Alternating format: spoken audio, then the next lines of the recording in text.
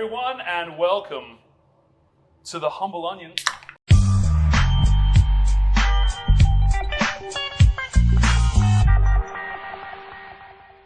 Cheers. We're making vegan ramen. And the crowd goes wild.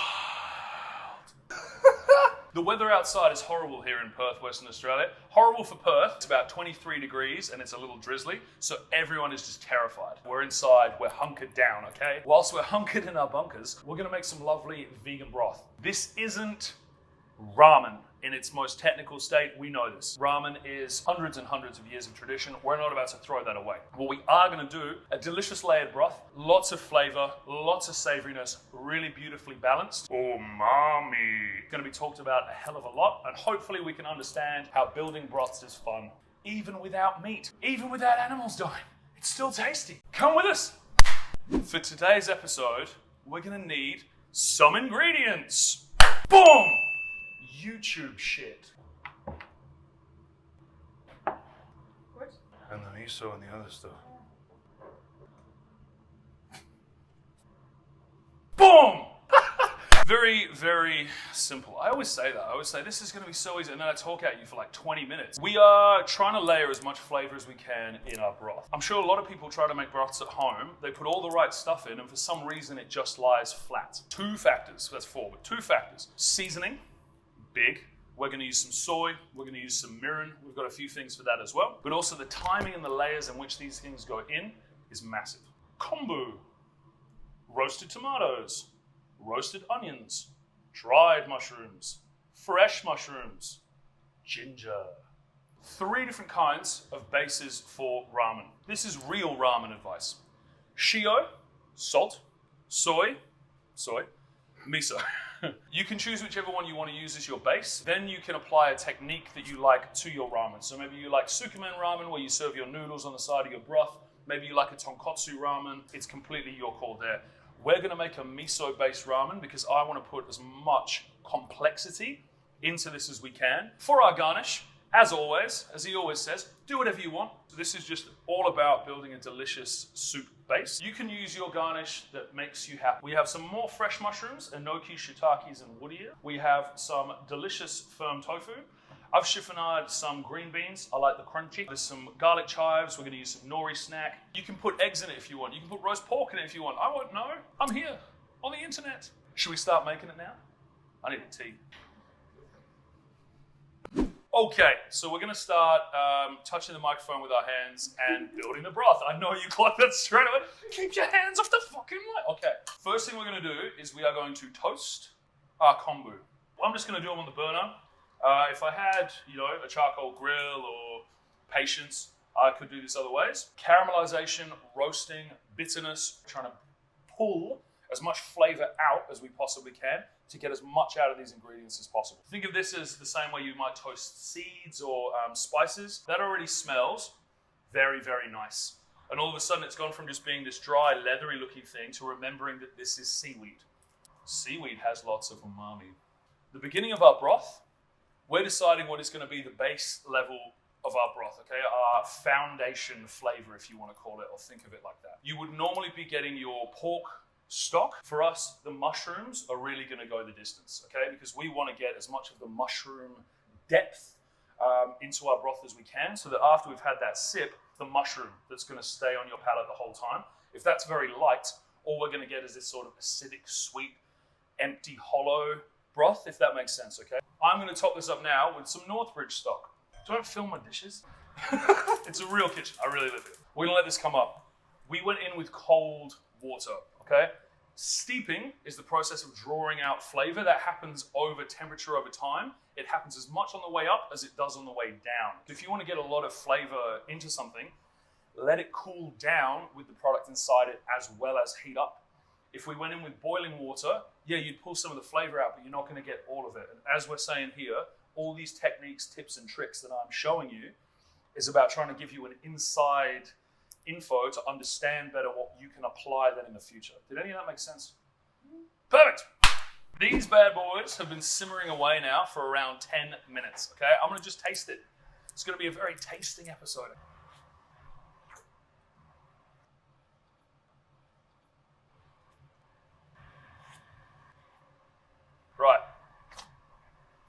Tastes hot for one thing. Tastes heaps like mushrooms. We really want to be thinking a lot about tea when we're building these kind of broths. You know when you leave the tea bag in for too long or your leaves or what have you, and it just goes way too far, the tea hits a point where it's great. You know, it's a bit weak, ooh, just perfect, and it's tannin and it's no good anymore. All the ingredients are going to be like that on some way. Nothing really just gets stronger and stronger and stronger and stronger. It's all going to hit a point before it fades. So what we're trying to do with all of our ingredients as we go in at different stages, give them different intensities of cooking, all these things, we're just trying to get them all at their peak.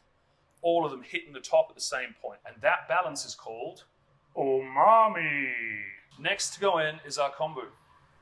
Again, we're going to be tasting, okay? Already bringing a lot of salinity, bringing a oceanic flavor without it being fishy. So now we have earthiness, and we have a little bit of oceanousness. Is oceanousness a word? How do you say it in French? The oceanousness. This one we're only going to give a couple of minutes, and then we're going to move forward. 5 minutes later. Delicious. Delicious. Now we are going to go in with some roasted onions and some roasted tomatoes. Tomatoes already have a lot of umami naturally, okay? MSG is umami. By roasting the tomatoes, we're bringing even more of that flavor forward, just like our carnitas episode. Roasting the onions, more depth of flavor. We're also going to add some ginger.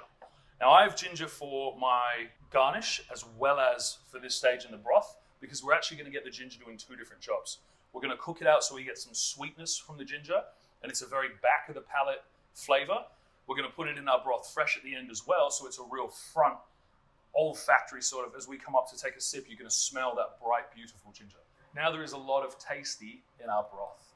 That's technical. We're going to simmer this now for another 10 minutes. You're going to come back, we're going to taste, we're going to keep building. It has been 10 minutes. So, big smells. Smells very, very, very good. Taste. Really tasty. What the roasted tomatoes are also doing in there, tomatoes are very high in acid, okay? And that acid is really necessary for making a balanced broth. To balance that out though, we are also going to need some sweetness, which we're using in the form of mirin. It's a sweet rice wine.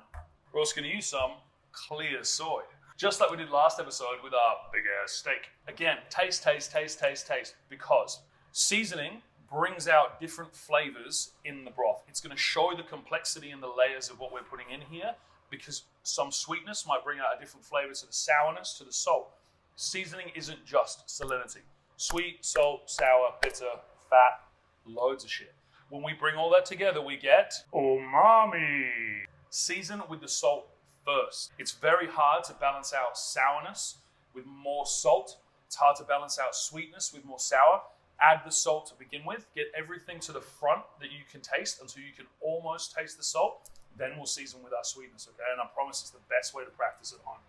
You can always add more. Very hard to take it out.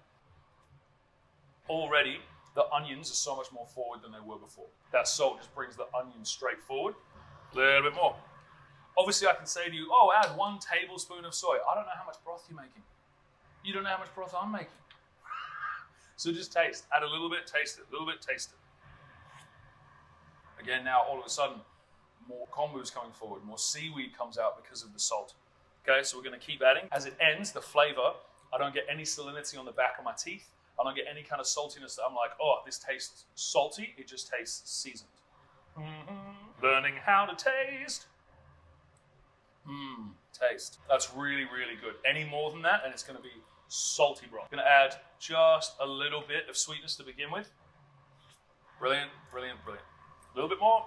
The really nice thing with the mirin as well, because of the glucose that they put in it, it's quite thick. So it will add a little bit of a syrupy texture, which is really nice, and again, has more carry. Just the same as fat, those sort of textures are really important. Once we've added our sweetness, we may need to add more salt. Okay, and you're like, but you just said that it tasted fine before, but that's because we've changed the seasoning. We're gonna strain this out now, okay? All right. Very good. Steamy.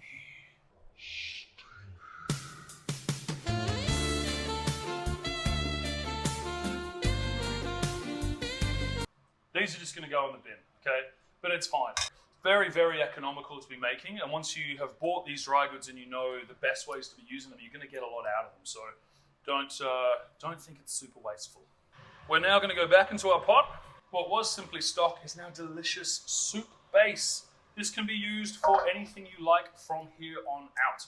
You can start adding in, if you want some bonito flakes, you could poach chicken in this, that would be wonderful. You've got leftover roast pork from the night before's dinner or your takeaway. Poached dumplings, chuck them in here. Do you need more? I'm gonna add some miso. Miso is a little bit salty, okay? But what it also has is a lot of complexity. So if you think about this like Parmesan cheese, wonderfully similar, okay? So this is gonna make it a little bit cloudy. Give it a whiskey. Miso, you could also use marinades and things for lamb or anything that likes that real complex flavor. Use it in salad dressings. You can use miso for loads of stuff.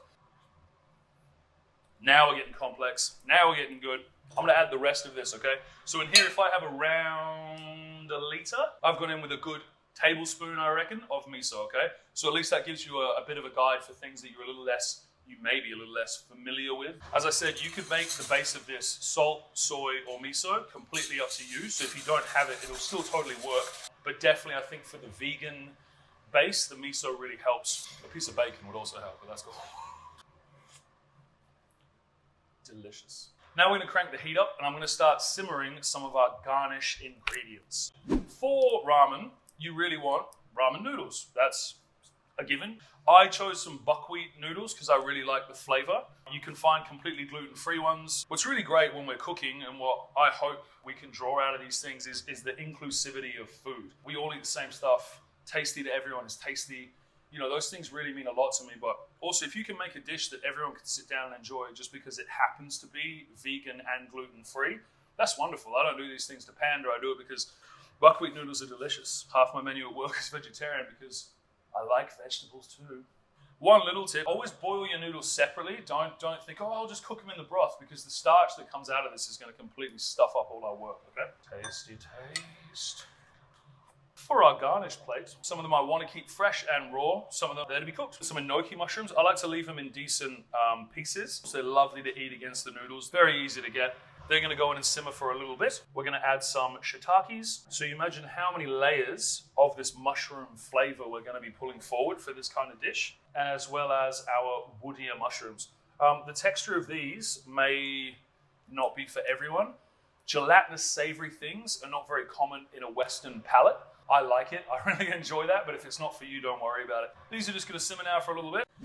So I've just strained off my noodles. They're just going to chill here for a second. It's really no dramas at all. Next thing, we're going to go in with some of our tofu. I've used firm tofu. I really like it. We're really just warming this through. If you're using silken tofu for things like mapo tofu and other applications, you really want to poach it first. Try to form more of a skin on the outside that'll keep it together. For the firm one, we're really just warming it, that's all. Next, we're going to go in with some of our ginger. So this is our fresh front forward ginger. And guys, we are basically ready to start plating. We're gonna go on with some nudes. Send nudes, don't send nudes. Don't stop it. That's going in the bottom. I've got a hefty boy portion in there because I couldn't really see from my hair, but also I'm a bit fat, so it's cool. Start adding our beautiful mushrooms in here. Then we're gonna add some of our garlic shoots here, garlic scapes, garlic chives, whatever you wanna do. You're getting different textures, different layers of flavor. Other flavors are going to come out more as the broth goes on. You put one little piece of chili in at the beginning. By the end, you can end up with a really spicy broth sometimes, you know? And that's really enjoyable. So the more stuff that you can get in this, I believe, the better your ramen experience can be. Chiffonade of green beans, nice and crunchy. They're going to cook with the heat of the broth. And now we're just going to pour our broth in. I have some, this is rice seasoning, but it's furikake. Okay, so again, more seaweed. This has nori. It has many, many things. Check all that out for allergens and for vegan requirements. You know what I mean? But I love a bit of that on there. We're going to get some sesame, some toasted sesame seed on there as well. And even though this isn't a Japanese product, so this is being built on Szechuan peppercorns and chili. So in no way authentic. But I also like to have just a little bit of fat floating on top. Really nice to have that oil splitting out over the top of the broth. Mate, I think we're there. What do you reckon? And just a simple little bit of nori snap there. Man, where the fuck are we right now? Massive shout out. Tomo, you've got your recipe, dude. I love you. Guys, it's the time again to just sit down and hoe into our delicious product. I hope you're making these things at home. I would also like to say thank you so much for the messages and the response that I get. I know I made fun of it a few episodes ago, and now I do get a lot of responses, and it's fucking awesome. Some people even giving them in person, and that's crazy. It's delicious. I don't even know there's no meat in this. This is incredibly delicious. Man, this is great. This is really good. You need to make this. I mean, if anyone had some fried chicken right now, I'd do it. Make this while you're waiting for fucking KFC Uber Eats to arrive. Smash some KFC in this, and you are in a good place. Like and subscribe. Share what we're doing. Tell me that you're making this stuff. Let me know. I want to hear from you. I do this for you. This isn't for me.